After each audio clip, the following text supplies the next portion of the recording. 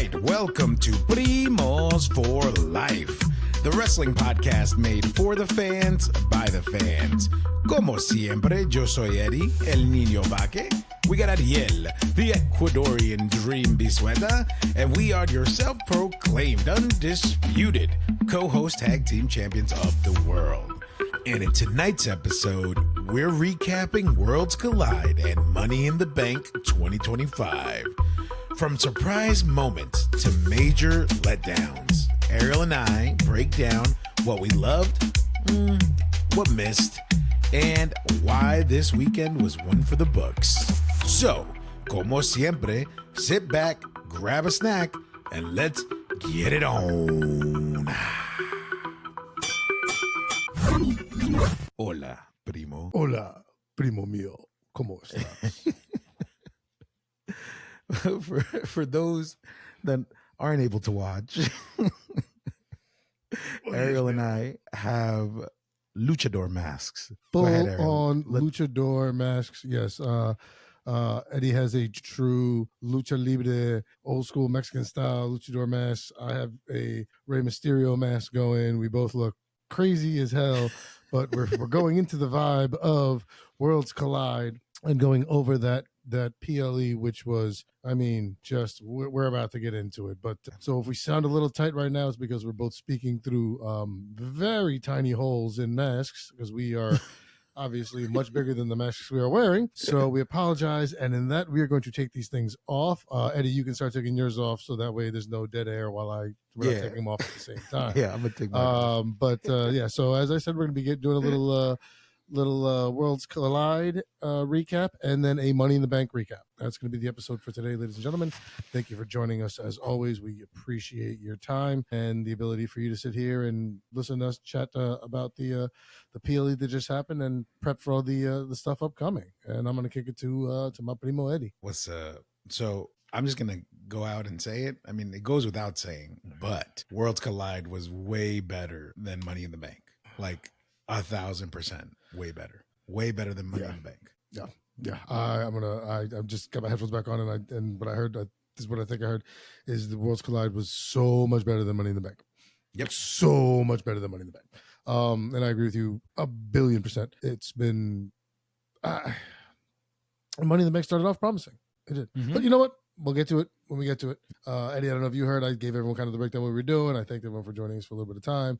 Well, you were taking the mask off, so I think we're both back good to go. You can see our shining faces and just see how joyful we are as we kick off Worlds Collide. So, Eddie, I will let you run with this bad boy to start. Yeah. And okay, so to start off, what I really loved about Worlds Collide was the presentation, right? Everything from start to finish. What I was really worried about was, I thought now that AAA is under the WWE umbrella, I really thought they were just going to like be in WWE shadow and everything's now updated WWE status, so to speak, right? Right. But it was like the complete opposite. They opened up with a history of AAA, vignettes, videos, and then like the little video packages in between matches about why AAA is so important to Lucha Libre in Mexico and how they became what they became and the name that they have now, all these things, and why it's so important, why Worlds Collide, the event itself, why it was so important, everything from start to finish, the national anthems of both countries, the honoring of the rope colors, like even the double logo onto the canvas, like everything. Spot on, fantastic, great job WWE for uplifting the culture of Lucha Libre, for sure. It was 150% correct, dude. I wrote down, like, the anthems were great. Lillian Garcia did a great job. The ring colors were dope. They had them in the red, green, and white, for Mexico and everything. Rey Mysterio came out and, he did his opening promo, in Espanol, and a lot of things were given to us in Espanol, like the interviews and all that stuff. So it was just, like, truly, in that first few minutes, I was like, and I mean, like I said, because my moment is watching this with my grandfather. I was watching Lucha Libre. I was just like, this is, it's getting me. Like, it's getting me. It was beautiful. It was great. And like you said, the way they did the packages in between and the history of, WrestleMania's been on for 40 years, but we've been on for, 30, whatever years. And then when Worlds Collide, the first one, like, I have to go back and watch that one. Because think I saw it like however many years ago. Yeah. But I think now I would have a much more deeper appreciation for it. But yeah, it's that beginning and the way they presented everything and the start to it was absolutely just fantastic. Well done, WWE. Yeah, absolutely. And I said it already, but I'll say it again. It was way better than Money in the Bank. Like from start to finish, the matches, that first match, right? Like we could definitely jump into that first match which is the 6-man tag, right? And it was Dragon Lee, Cruz del Toro, Lince Dorado versus Octagon Jr., Aerostar, and overnight sensation, even though he's not, right? Because he's been in it for a minute. Mr. Iguana, man. No, that guy. No. My favorite part about that is that the lizard got a Spanish fly. That was the best part of that. Is that the lizard took the Spanish. The best part about that lizard being out there. This I was like, oh, come on, my man. Like, at least put a mask on. Mr. Iguana, the paint's gonna come off your face, my man. And then why are you wearing like a John Travolta disco outfit to fight this dude? Come on, there's gotta be a more comfortable outfit. Something else. Come on, me. But that's just me. No, but it was what a match. Mr. Iguana was just like, I'm sitting. I'm like, okay, Mr. Iguana, let's see how this goes. Then he comes, he's crawling out and stuff. I'm like, oh. Yeah. Okay, cool. And then he's got Mr. Sacco. Yeah. But lizard. And yeah, so yeah, overnight sensation. Yeah, no, because the fact that you text me that, I was like, oh god. Because bro, he's like incredible, like the most entertaining. He was part of the night. It was like the guy who's, I mean, if this is what people felt about like Orange Cassidy, like when they first saw him like do his shtick, like I get it. I get why people like it so much. Right. But Mr. Iguana is like next level, dude. I mean, the fact that the iguana's pinning people, like it's so good. No, you gotta give it to Lince Dorado there, because he was the one that had like a program with the lizard. Like, he's scared, and then the Spanish fly was again. The Spanish fly, I was like, this is genius. Like, everything about this is genius, and it's great. And I love the match. The match. For sure. I thought the pace was great. It was absolutely amazing. Team Aerostar came out winning with Octagon Jr., right? Sorry, getting the win. You and I both picked these teams to go along, so we'll check off there. And then, if you don't mind, I'll just move on. We're trying to keep everything at the pace. Dominic Mysterio and Liv Morgan are seats, or have ringside seats rather. Dominic starts talking smack to Octagon for winning, and he's like, my deadbeat dad, you guys are honoring him and this and that. And he's like, no man, that's Rey Mysterio, we love him. And then so Dominic gets in the ring, they get physical, and then they call a match for Money in the Bank that will be Dominic Mysterio and Octagon for the Intercontinental Championship. And I was like, you can add this at the last, like, okay, this is now 2 straight PLEs where you've added something within about 24 hours prior to this being 6 hours prior. Yeah. So, but fine. Great. Cool. Once again, love the match. Set up a match for later just to get a little more eyes on a talent from AAA for the people who weren't going to watch AAA Worlds Collide. Now you bring in a talent from there. Octagon is great, so I think it was a good move, and like I said, love the match. Yeah, no, I loved every bit about it too. I thought it was a great opportunity to not only showcase Octagon Jr., but then also, not necessarily skip into the match in Money in the Bank, but just I will say that Dominic really did a fantastic job in that match. I mean, and we'll go into more details once we get closer to it. But yeah, no, I loved everything about it. I love the pace of the match, like you mentioned, and what a tremendous way to start the night, right? Like we always reference that the first match of the night has to set the tone, and man, did they set the tone. And even Cruz del Toro, man, this guy, always in the background of LWO, but he was on it, man. Like he lucha style, for sure, man. He was great. He was dope. Yeah. And then we get the next match, which is the women's tag match, which is Stephanie Vaquer and Lola Vice contra Dalis and Chica Tormenta. And this was just, for the fans. This was Spot Fest. We knew Stephanie and Lola were going to get the win. We get the stereo Demon's Kiss. And the funny thing was Conan was like on commentary, and he was like, oh, wow, this move is amazing. Why did it stop? You know what I mean? Like, he didn't want it to end. So it was like, okay, nice. But it was Couple spots there that were a little, but yes, overall great match. Couple things that to be, but they looked great. You talking two of the major talents from the women's division in AAA, and I think it was great. I thought it was awesome. I think it was a fun match. Stephanie Marquette and Lola Weiss, of course. Yes, like you said, get the dub. I'm a big fan of Lola Weiss. I thought it was entertaining. And then the was it Dalis? Her husband was ringside, which was also kind of dope because he's a lucha libre legend. But great, it was great. It was dope. Yeah. Overall, pretty solid match. And then we jump into the third match of the evening, which is the 6-man tag match of Legado del Fantasma contra Dr. Wagner Jr., Pagano, and Psycho Clown. So actually, for me, right, I love Legado del Fantasma, how they came out all, like battle ready in their, camo pants, right? That was pretty cool. Right. Definitely like Psycho Clown's mask, right? With the bedazzled WWE and AAA on one cheek and WWE on the other side. So that was pretty cool. I mean, don't you figure that tongue would get in your way at some point, or like just be an extra, like probably like whapping it?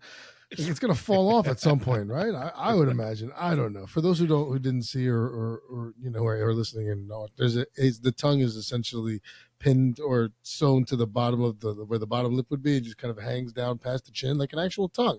And I just figured that would just going to be at some point a hindrance when you're just moving your face. Yeah.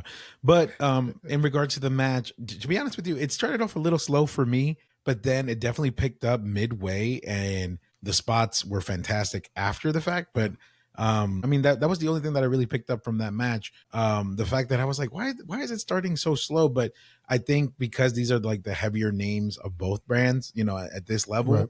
They're like, we have to give them a match. It's not going to be just spots like the first match or the other match. You know what I mean? So they have to really give us a show, give us a match rather. But like I said, but the second half of that match, they picked it up, flying all over the place, jumping all over the place. Like, man, wild. But in true lucha style, it was fantastic. It was great match. I thought Legado del Fantasma did absolutely fantastic against some very, very seasoned lucha libre superstars from Tipla. So I thought it was a great match. I was not. We both got this wrong because both of us went against Legado del Fantasma in our picks. We did not really see that coming, and it came. I mean, Santos and Angel and Berto, they're great. It's tough to say that didn't go the right way. Solid match though. They all put in a bunch of good work. There was a lot of good spots, a lot of good saves. A couple messy things. Like I noticed both PLEs had a couple of spots where I was like, ooh. But it's overall solid match. Well done. We both got this one wrong, so we're both 2-1 here. Yeah. And then we get the next match, which something that we've been hyped for was the NXT North American Championship Fatal 4-Way with Ethan Page versus Javon Evans versus Ray Phoenix versus Laredo Kid. And this was impressive. I mean, we knew Javon was going to show out, but Ray looked focused. He looked like he was in his element. Laredo Kid was fantastic as well. And even Ethan Page, right? Doing like a Frankensteiner. And I was like, yo, okay. Like, what are we doing? Ethan? No, there was some dope shit. Some dope. Like Ethan Page actually pulled a couple lucha moves out, like you said. Javon Evans was wow. Wow. I truly thought Ray was going to win that. I truly thought at one point I was like, oh no, this is Ray's. Like they're going to give it to him. And because like you said, he looked amazing. Everybody, man, just showed up and showed out. And it's funny because Conan even said, he's like, there is no way that this match is not going to be fire. Like right before the match came on, he's like, there's no way this is not going to be fire. Like it's just impossible. That he's 100% correct. For those who didn't watch, if you're going to watch a match from this PLE and it stinks because you want to accentuate the superstars from Tipla, and this is basically 3 WWE guys and 1, a AAA guy. So it's just but what a match. Yeah. And I think they did the right thing by keeping the belt on Page. I think they did the right thing. You don't want to start moving belts around too quickly, even with storylines. Like I understand the storyline of giving it to Phoenix. I do. But then I also understand that Phoenix wanted to go straight to SmackDown or Raw. He didn't want to have to cross through NXT. Been on SmackDown already a couple times. Why go down? I understand. So solid match, like match of the night all the way around, probably for me in both PLEs. And just fantastic. Yeah. Yeah, no. I definitely enjoyed the match too. Actually, I kind of enjoyed the final match of the evening, which is for the Triple A Mega Championship, and it's El Hijo del Vikingo contra Chad Gable. And um I thought this match was fantastic. I thought these guys are incredible together.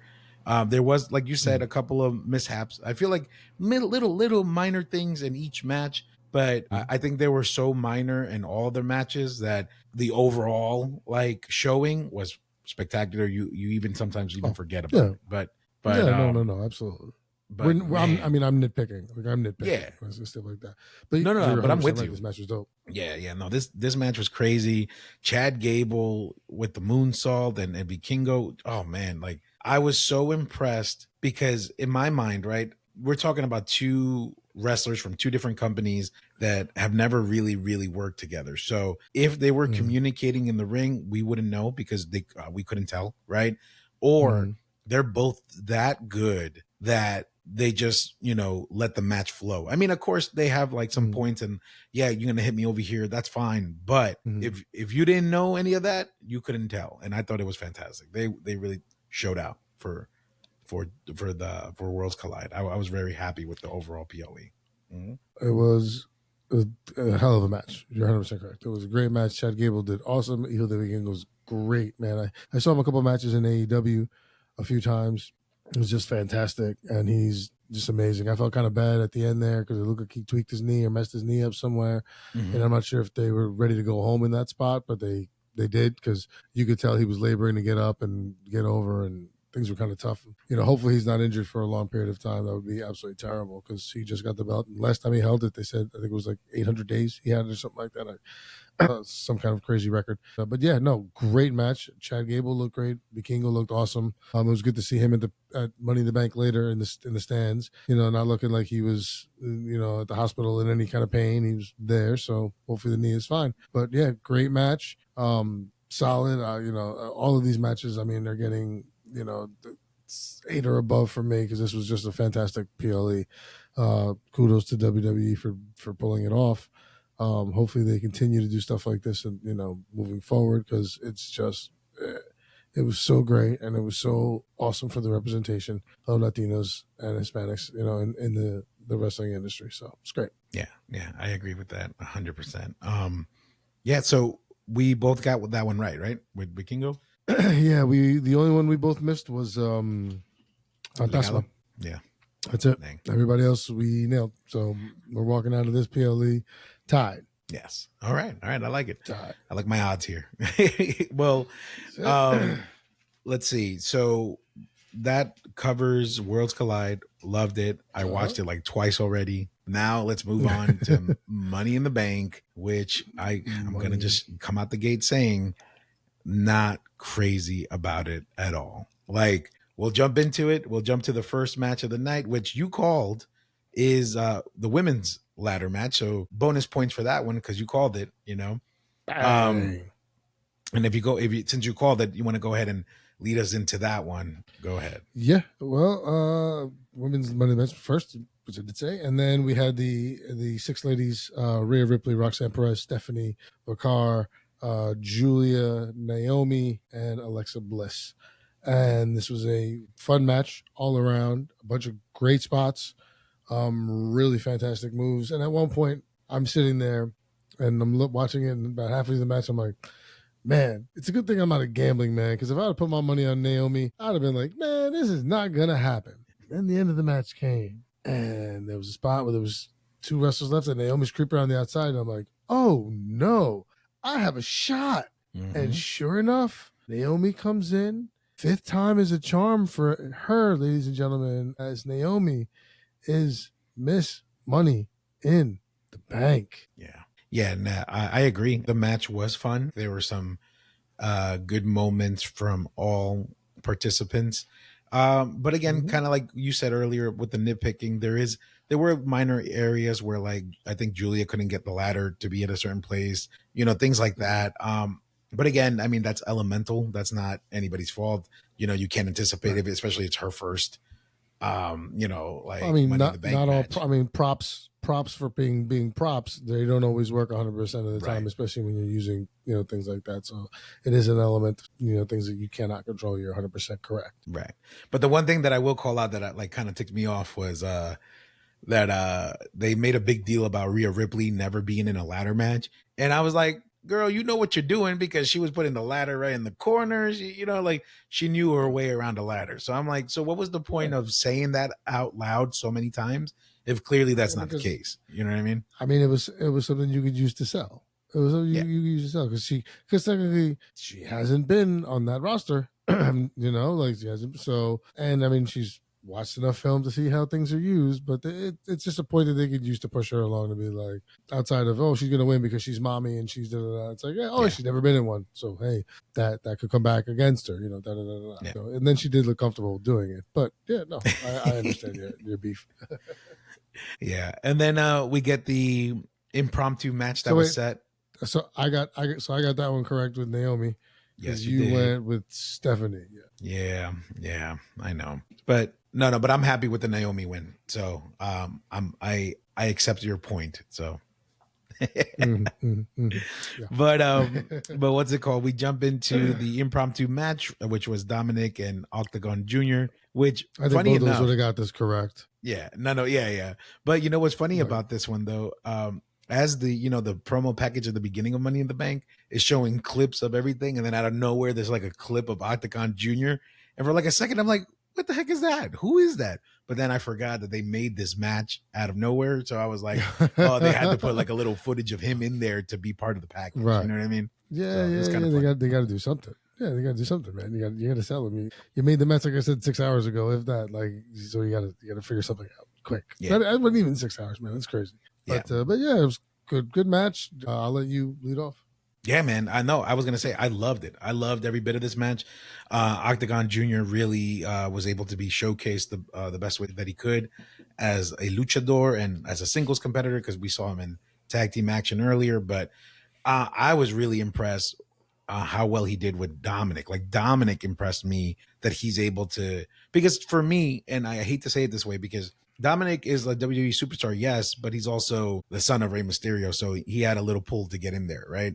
And not to take anything away from Dominic, I'm sure he works hard and he puts in the time, so absolutely. But when you go against luchadors who like eat, sleep, and breathe this every day in Mexico, that Octagon Jr. has probably been wrestling since he was like 7. You know what I mean? Like he's one of those guys that's been in and out like that. And for him to be able to keep up with someone of that caliber was really impressive. So kudos to Dominic, man. Dominic looks stronger and better now as an IC champion and someone that could go against a luchador that's not his father. Fantastic, man. I approve. Yeah, Dominic's in ring work has definitely been getting better and better over time. Yeah. He's just been improving vastly, which is why I think they've chosen to put the IC belt on him. It's kind of like, okay, like you said, you put the work in, you've done what we've asked you to do, getting better. Let's do it and see if we can work with it. And it's been great. And I thought it was a great match. Octagon's great. So I thought this was fun all the way around. Knew what was going to happen ultimately, but a very, very good match to showcase this. And definitely Dominic showing that he can handle his own with almost anybody in the ring, even though his father is Rey Mysterio and he's got that lucha background. For Dom to be able to keep up with someone like Octagon, who is so seasoned in Lucha Libre and AAA, just absolutely fantastic work, man. Really good match, and that's what it is. So we've had 2 good matches so far, and it's like, man, this pay-per-view should be solid, right? And so far we're working, we're rolling. We're like, all right, kind of cool. All right, look, let's go. And then go ahead. And then so we both would have picked this, but we didn't have a chance. So no choices there. Okay. And then we unfortunately get into this match, which is the. So let me tell you. You know what? No, I'm gonna save it. So I will say this. So it is the Women's Intercontinental Championship match between Lyra Valkyria and Becky Lynch. I really did. I enjoyed the match. It actually was really good. They are 2 great performers. I'll give you that. But I hated the ending to this. I hated where we went. Why are we doing it?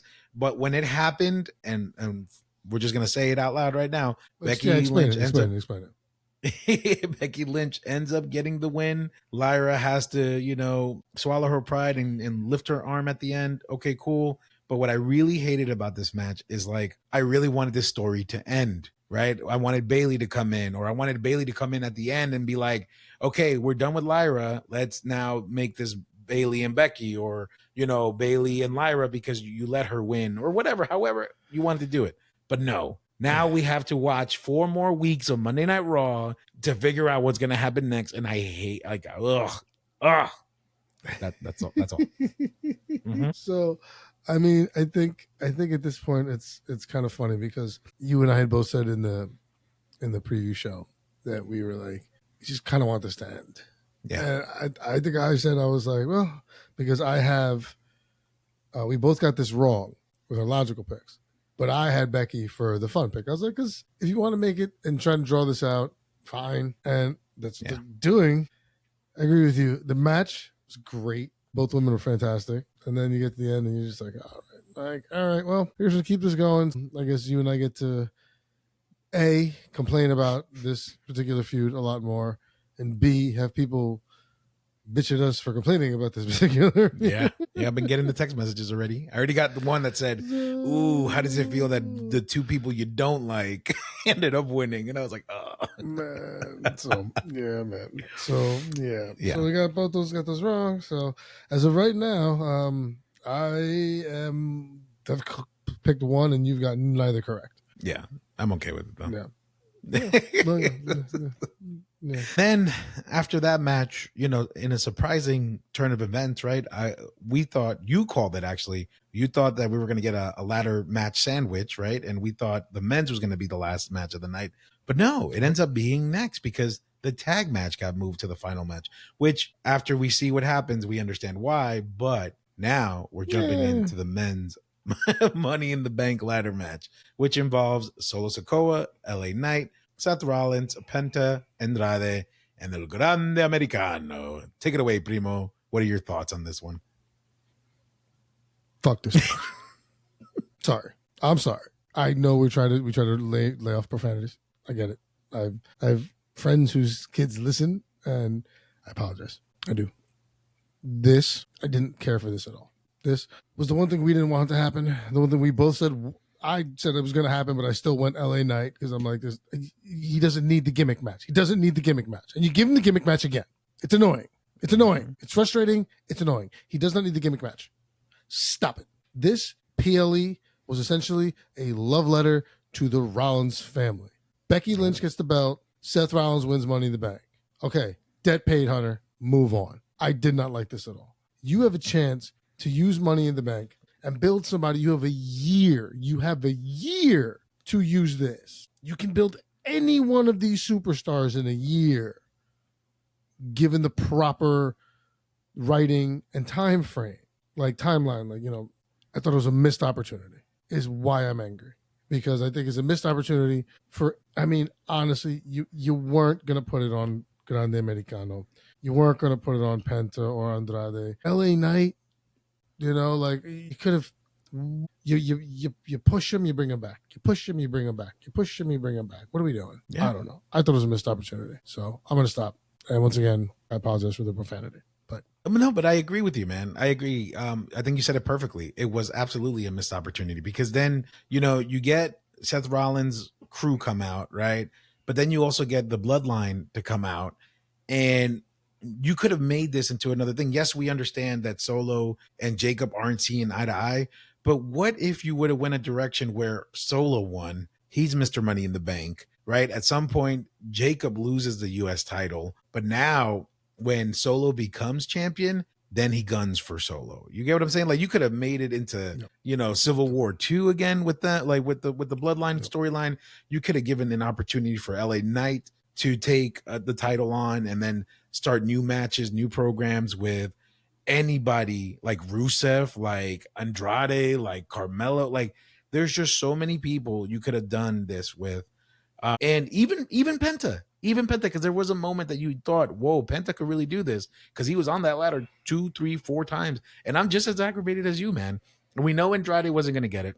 We know Grande Americano wasn't going to get it. But I absolutely 1,000% agree with you. Seth Rollins was the wrong choice, because now what's going to happen is every Monday night, we're going to just have this thing rubbed in our face with the Mr. Money in the Bank, Mr. Rollins in the Bank, whatever they come up with. We're going to see this for the next 2, 3, 4 months and whatever. Just or the only way that I'll be happy is if he cashes in and he fails. If he fails, then we're back to square one.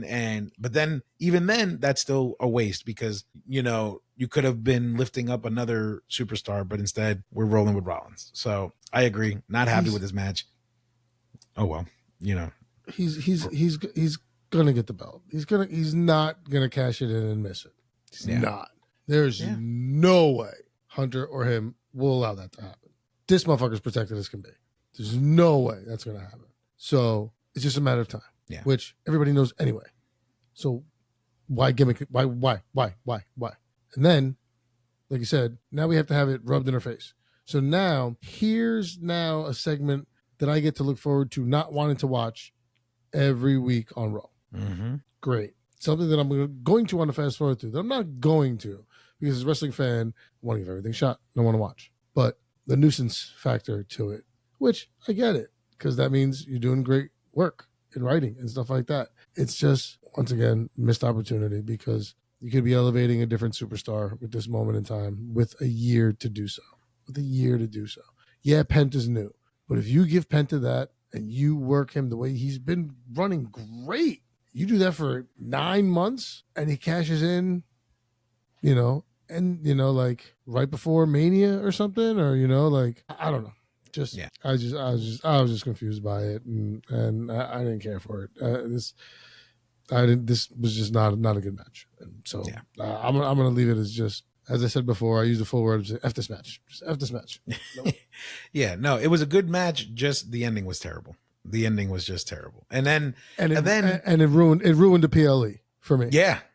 That's literally what I was about to say next. Like, you're absolutely right. And it ruined the PLE until the final match, right? And then the final match, which kind of saved it. But what happened there over the long period of time that we now have to deal with this idiot. Yeah, no, you're right. But then we get the final match. We get Cody and Jey Uso versus John Cena and Logan Paul. Overall, solid match. I enjoyed it. Logan Paul did fantastic in the match, right? Especially with, people of the caliber of Cody, John, and now Jey Uso. Amazing spots, that backflip off the second rope onto the table, wild. I even like the innovative, selfie while getting suplex from the turnbuckles bit. That was pretty cool. That shit was dope. It was good. It was a really good match. It was very enjoyable, and I'll let you tell what happened at the end of that match. End of the match is Cena and Cody, right? And we get a flashback to what happened last pay-per-view, 2 pay-per-views ago, whenever Cody went out with the belt. Yeah, right? Right. So, but I'm telling this correctly, right? Where he hits Cody. Cody goes down. Cena pops up, and out of nowhere, not out of nowhere. Sorry. We get a run-in from a hooded figure, black jeans, black boots, black hoodie, black mask. And he jumps in and just starts wailing on one John Cena and beats him. And then I don't know if he unmasks right then and there. And then he does. Cody Rhodes, he unmasks right then and there. And we see that it is R-Truth. Yes. All of the chanting and the texting and the tweeting and all of it has all come back. And Hunter said, you know what? I'm bringing him back. Or maybe this is part of the play. Who knows? No, you never really know, because you never say, I get it. You never really say it, but he's back, and it was him, and the place loses their mind. Then Cody Rhodes hits Crossroads on John Cena. They get the win, match over, but the return of R-Truth is here, and from everything I've heard, this is not the return of R-Truth. we have seen they fired R-Truth. What we have now is Ron Killings. Yeah. So Ron the Truth Killings was his TNA champion name when he left from being K-Quick and R-Truth in WWE the first time. And he has the TNA World Championship under his belt with that name, Ron the Truth Killings. But I was watching the post show and Peter Rosenberg said it. He's like, that wasn't R-Truth. That was Ron Killings. And then all of a sudden I read somewhere today that looks like where they're going. Yes, which is super exciting because it's almost like I love, even if it's like a happy accident, I love the way they did this because at Saturday night's main event, we had Ron Cena come out. You know, we had the lifelong fan of John Cena and we've had the good versus evil, right? But then John's heel turn is so disheartening to people, even to R-Truth, that he now himself has to come back as a heel. And I really hope they play in that direction. And I really hope like he has like funny vignettes and bits in the background, but they're not funny. They're like jerkish. I hope he's like, nah, man, get out of my face. You know, like cool stuff like that. But we'll see, you know, but I'm excited. Yeah. I'm excited. Yeah. And to your comment earlier, that did save the PLE for me because at that point I was like, why am I still watching this? I'm gonna go back to Mr. Iguana and Worlds Collide because that was way better than anything that happened in Money in the Bank. The Spanish fight of the iguana. I'm going back to that. But yeah, no, when I saw it happen, I was like, okay. And then when he was laying down at one point, you see that his pants rolled up a little bit, and you can see that there was a black guy, and I'm like, damn, black guy. Who could this be? I was like, I'm trying to think of everyone on the roster and shit. I'm like, and then when he took it off and it was Truth, I was like, oh yeah. And then I was like, thank God. And then I was like, oh, I still got to do this idiot won Money in the Bank. Oh, but it saved that. But it saved that. I was good for like a minute. And I was like, yeah, great. And then I'm like, no, this moron. I still got to do this moron. Like, still the buffoon. And then that's why I said it's a love letter to the Rollins family. So that's all I'm saying. But great to see Ron Killings back. Yeah. Let's see where it goes because hopefully they'll have. I mean, unfortunately, he's not going to get a belt on him or anything like that. But I mean. Because unfortunately, when you make him a heel like this, he's going to lose some fans and some viewers and some, you know, because a lot of his stuff was comedy shtick and funny things, which is not going to work well as a heel unless you can find a way, like you said, to make it that subtle New Day digs and jabs and, you know, stuff like that where they're funny because they are dicks. So we'll see. Yeah. But overall, final thoughts. I'll say it once, I'll say it twice, I'll say it over and over and over again. Worlds Collide 1,000% better than Money in the Bank this year. I will probably rewatch Worlds Collide, you know, at some point this week. Money in the Bank could have been better. I think you said it perfectly. Missed opportunities there.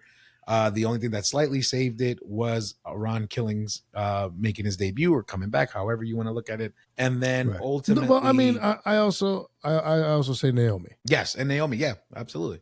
Yeah, because that one was a shining star moment. I didn't expect that. So you're right about that. Yeah. And then the only thing that I will say is I feel like Worlds Collide was probably like a 9 for me, and Money in the Bank was like a 6.5. You know, so that's where I'm at. I'm gonna go. I agree with everything you say. I'm gonna go Worlds Collide 9, and I'm gonna go Money in the Bank. I'm gonna go 7.5.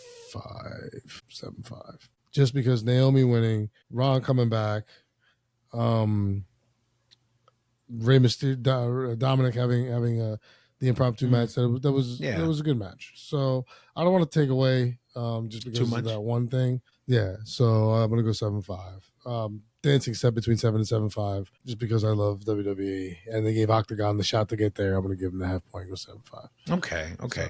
So you know what? Then I'll update mine to 7 because the other thing that I forgot to call out, which I did enjoy, was Pat McAfee and Michael Cole the whole time for, you know, because Michael Cole kept calling Grand Americano Chad Gable, and he's like, they're not the same person. Like you get like the whole night, they're not the same person. So him and Wade Barrett were losing it. It's like, you should be ashamed of yourself, Michael Cole. You call yourself a journalist. And then he started talking about like, no, my personal favorite is when Wade Barrett was like, I've studied their nipples because that's what makes a journalist. I can tell what they're different. They have different sized nipples. Cole is like, what? What is happening here? Yeah, that's the only thing that made that match that much more enjoyable. But yeah, man, I agree. Worlds Collide a 9, and then I give Money in the Bank a 7. And yeah, man, I'm good, brother. Any other final thoughts? Yeah. Anything else you would like to say to the world? Nah, brother. Thank you to WWE for doing right by AAA, man. That was a great pay-per-view, a great PLE. Thank you very much for being respectful and honorful of all the vignettes and the superstars and everything that were there and were honored along the way. So I thought it was fantastic. Yeah, agreed. I second that. Bueno, primo. Entonces, como siempre, you know what to do. Como siempre. Yeah, I was just grabbing mine. Thank you very much, listeners, viewers, friends, family, everybody who's out there who's giving us the time of day to chat, listen, follow, like, all the good stuff. Please find us on all the platforms, freedomsforlife.com, Spotify, YouTube, Amazon, iTunes, all the places. Please click, like, follow, send, share. Get in touch with us if you want to be on, if you want to chat wrestling. Thank you again to WWE for one great PLE and one okay PLE. And other than that, we got nothing more to say. So between my luchador mask and myself, nos vemos cuando nos vemos. We will see you when we see you. Take care, everybody.